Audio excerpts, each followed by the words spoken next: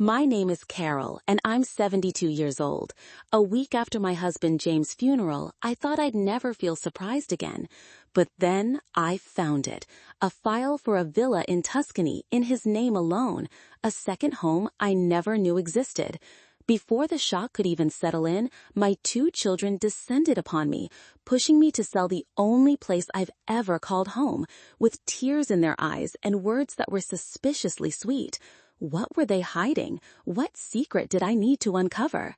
Follow me on this journey, and don't forget to like, share, and let me know in the comments where you're tuning in from.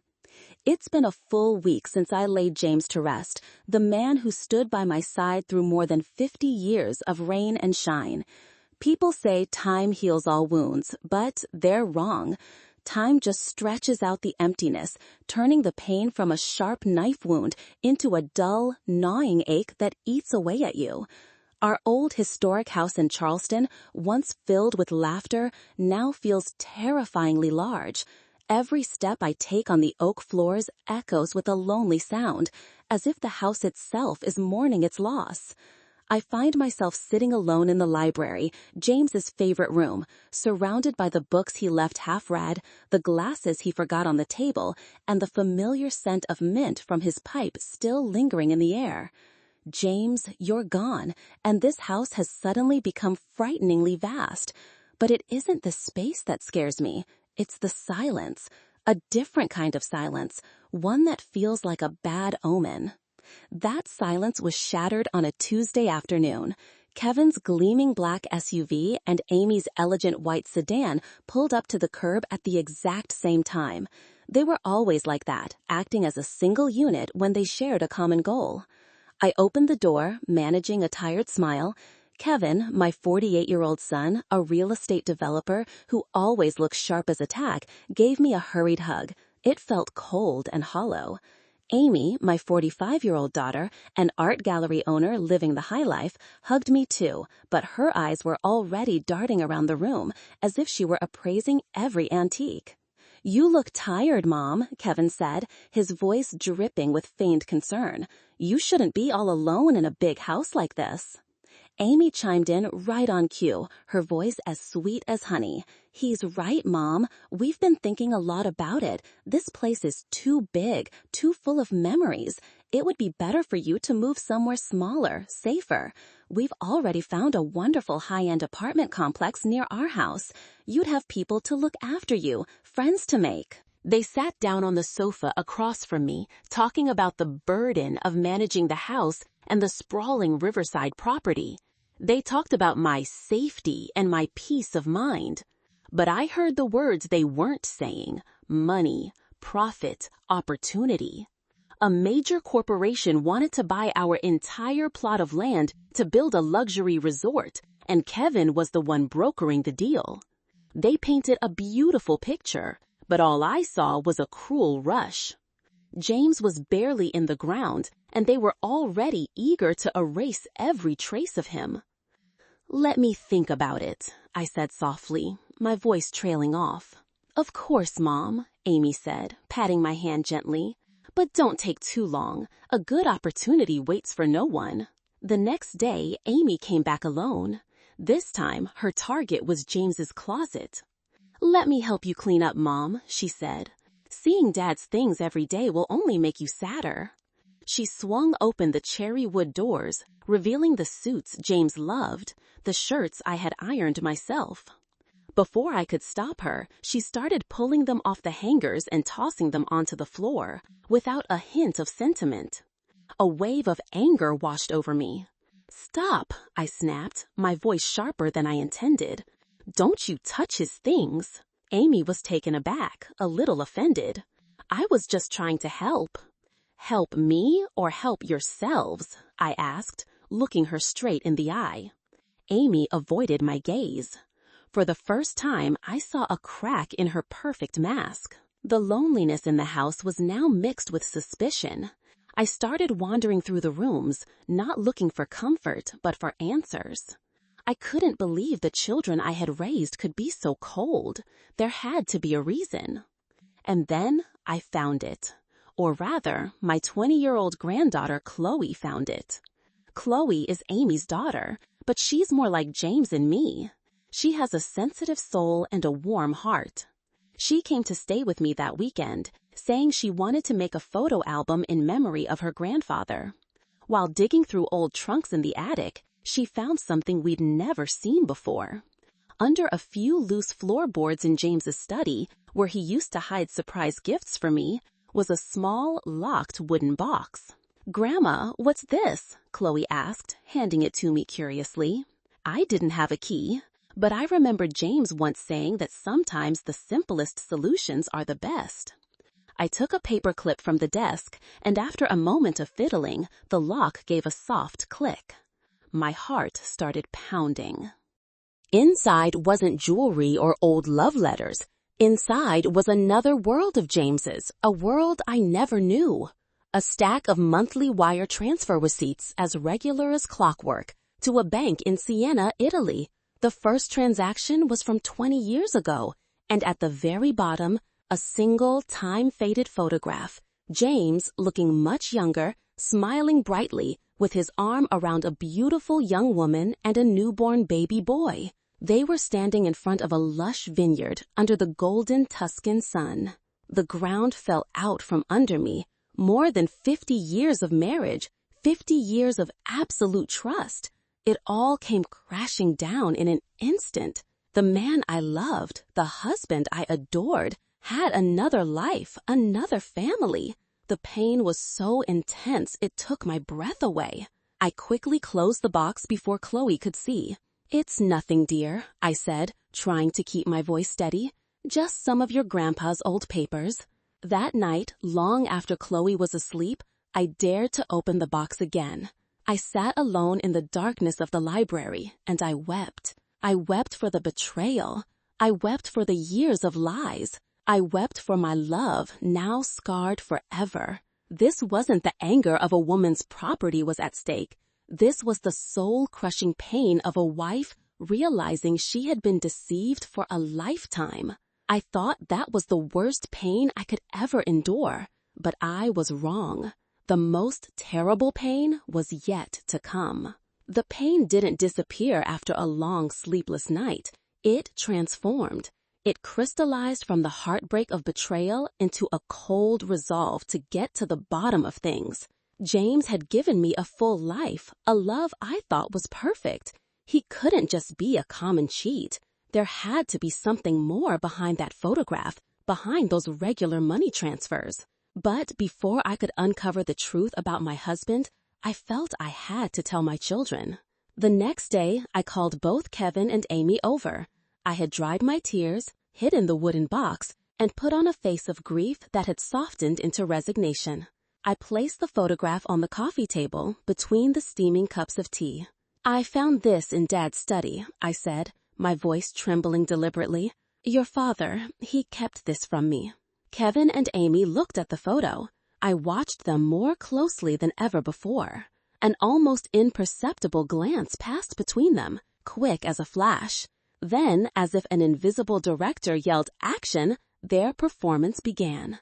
The shock on their faces was too polished. The words of comfort came too quickly, like lines from a well-rehearsed script. "Oh my God," Amy gasped, her hand flying to her mouth. "I can't believe it. Dad, how could he?" Kevin came over and put his arm around my shoulders, a gesture heavy with false sympathy.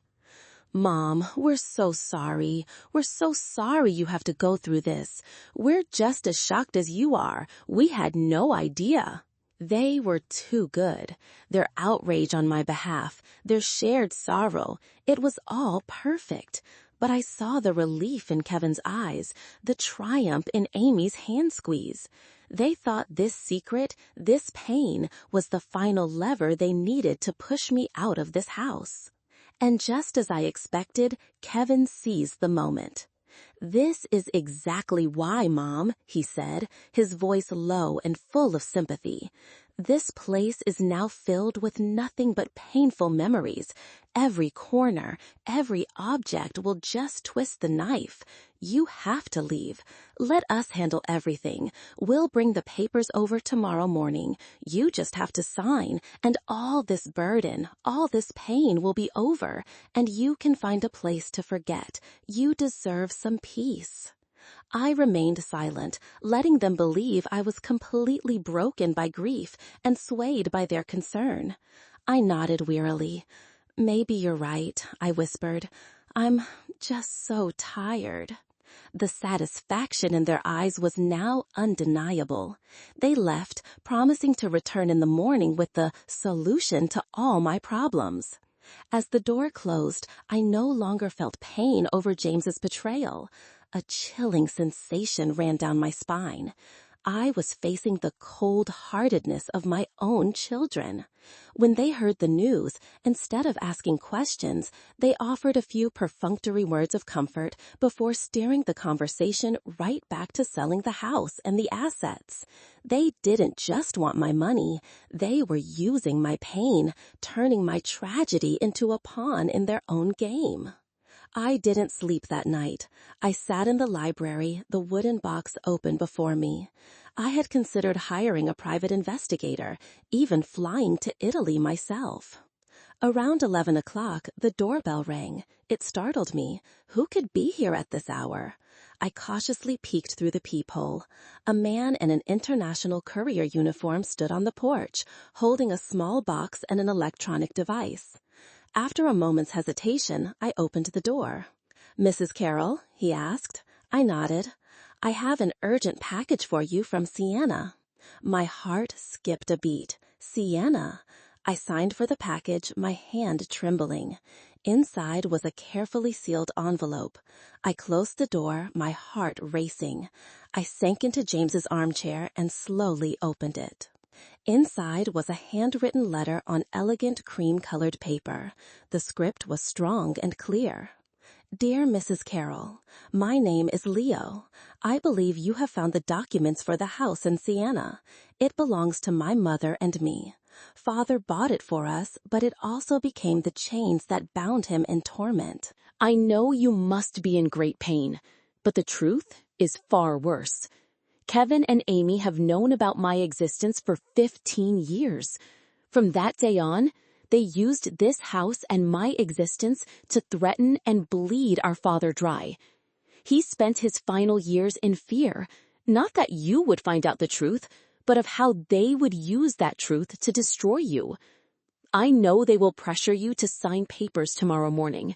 Please, for the honor of a tormented father, do not sign anything. I will be in Charleston tomorrow morning. Sincerely, Leo." I read the letter over and over. Every word, every sentence was like a needle piercing my heart. But this time, it wasn't the pain of betrayal. It was a silent, simmering rage. James's betrayal, as immense as it was one thing. But what Kevin and Amy did, that was calculated cruelty. A viciousness masked by fake tears. 15 years. They had known for 15 years. They had tormented their own father for 15 years. And now, they were running the same play on me. All the pieces fell into place. Their rush to sell the house, their cold indifference, their hollow words of concern. It was all part of a long concocted plan. At 9 o'clock sharp, Kevin and Amy's cars pulled up. They walked in, faces beaming, like victors about to claim their spoils. Kevin carried a polished leather briefcase, holding the future he had designed for me. Amy held a basket of pristine white orchids, a phony display of filial piety.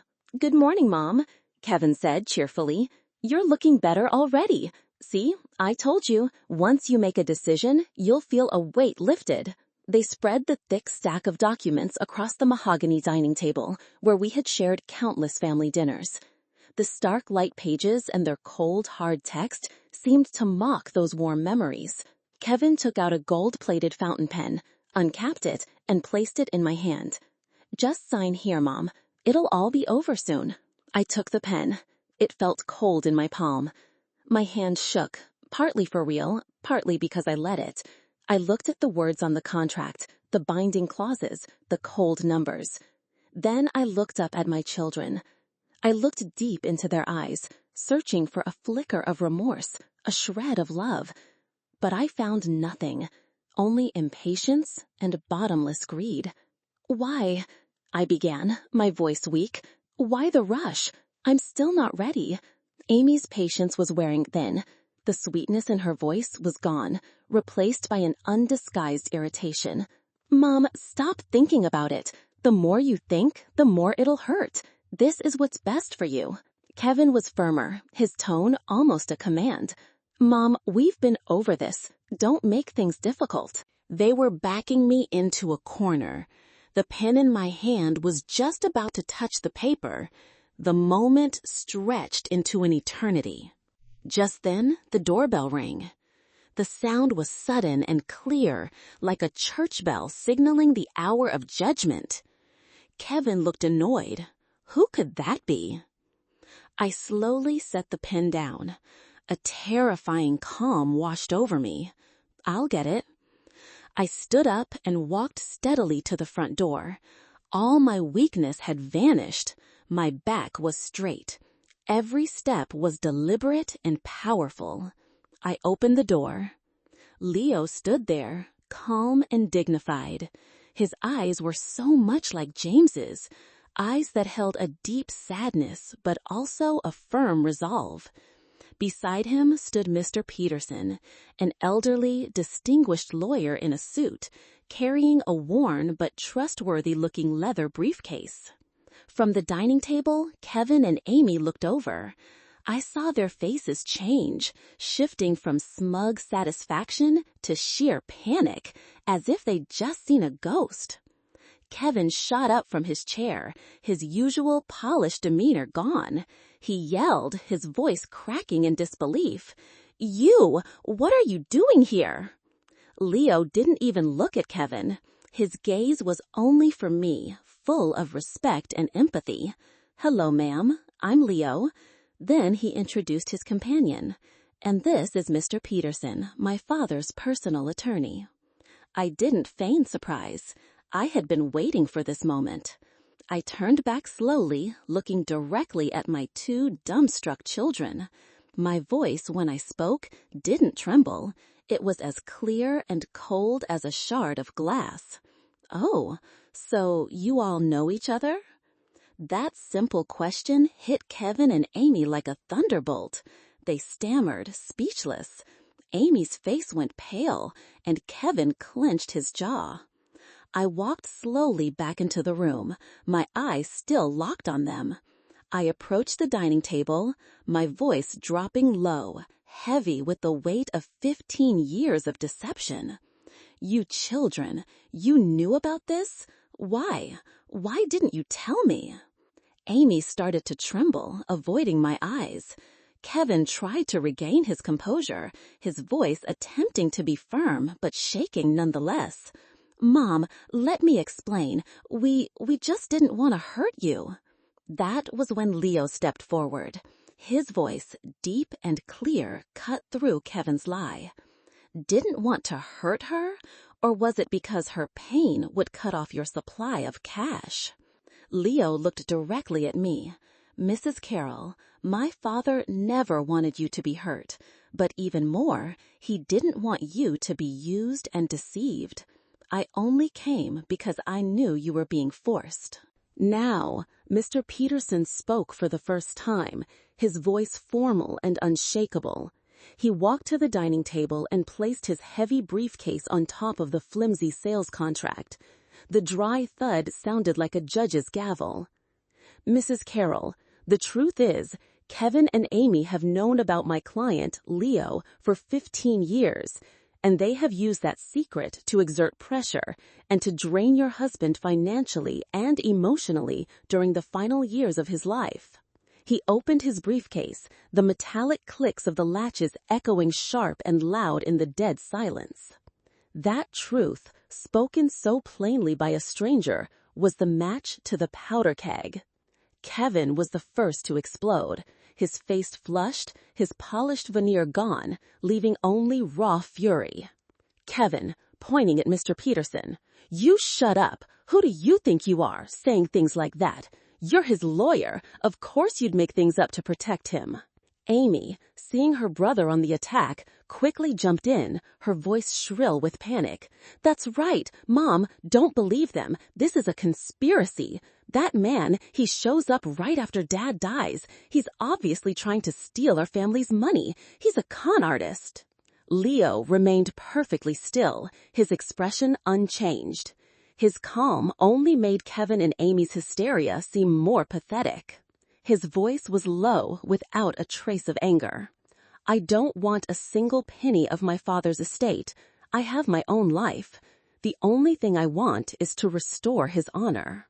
Kevin scoffed, a bitter, ugly sound. "Honor? You talk about honor? You're living proof of his dishonor. Who do you think you are to talk about honor?" Carol, who had been silent, finally spoke. Her voice wasn't loud, but it carried a weight that silenced the room. Carol, looking straight at Kevin. "And who do you think you are?"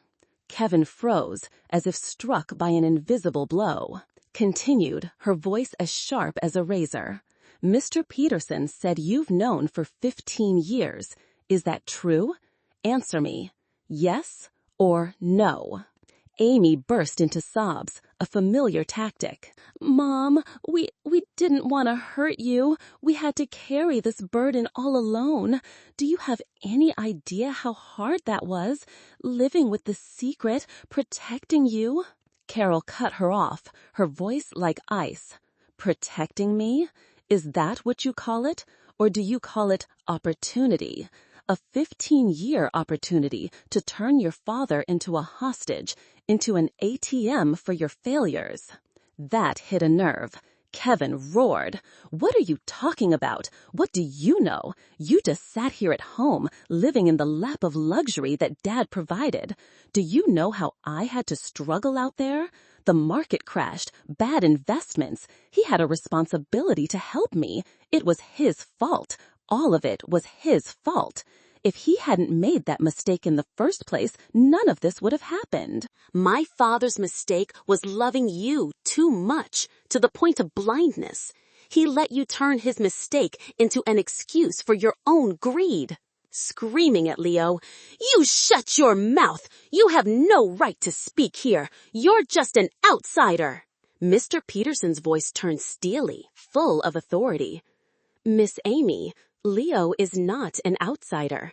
According to your father's final will and testament, he is a legal heir." Both Kevin and Amy were stunned into silence. Kevin mumbled, "Will? What will? The only will is the one we have." Mr. Peterson pulled a sealed envelope from his briefcase and placed it on the table. "This is the final will, drawn up and notarized 3 months before Mr. James passed away. It revokes all previous versions, and I have been authorized to announce its contents now that all parties are present." He began to read. Every word was like a hammer blow. "I am here in accordance with the final wishes of Mr. James. The will disinherited Kevin and Amy. A trust fund was established, named the James and Carol Legacy Fund, to be managed by Chloe. The villa in Tuscany was left to Leo as a formal apology, and the remainder of the entire estate was left to my sole discretion." Amy wailed, all pretense gone, leaving only raw, naked fury. "Why? Why would Dad do this to us? We're his children." Kevin pointed at Leo, hatred blazing in his eyes. "It's because of this bastard, isn't it? He'd rather give it to him than to us." That's when I spoke. All emotion was gone, replaced by a cold, hard truth. "It's not because he chose Leo," I said, looking them dead in the eye. "It's because he had no choice left with you." My voice was firm, each word cutting through the air. "You want to know why? Fine. Tell me about the last 15 years. 15 years you knew your father had another child. 15 years, you used that secret, his pain, as a tool to blackmail, to extort, to control. You didn't just want his money. You took his peace and the final years of his life. Leo added, his voice low with pain. My father lived in fear that you would break her heart. Kevin and Amy were utterly silent. Their masks had fallen away, revealing the ugly faces of greed and cruelty beneath. I stood up. I pointed to the door. Your father's legacy, the only thing he wanted to leave behind, was the honor of this family. You have spent 15 years trampling all over it. You turned this house into a prison of silence and lies for your own father. Now, get out of the prison you created. Get out of my house. They left in utter humiliation, not daring to look back. The door closed behind them, ending a dark chapter of my family's history. In the now peacefully quiet house, it was just me, Chloe, who had been standing teary-eyed at the doorway for who knows how long, and Leo. I looked at Leo, the man with my husband's eyes. For the first time, I didn't see betrayal. I saw a continuation, a chance to heal, a chance to learn about a part of James's life I never knew. I walked over to him, looked him straight in the eye for the first time, and said, "Tell me about your father. Tell me everything." We sat down together, ready to start a new story from the broken pieces of a long-buried secret. Justice had been served, not by a court of law, but by the truth itself. And that was only the beginning.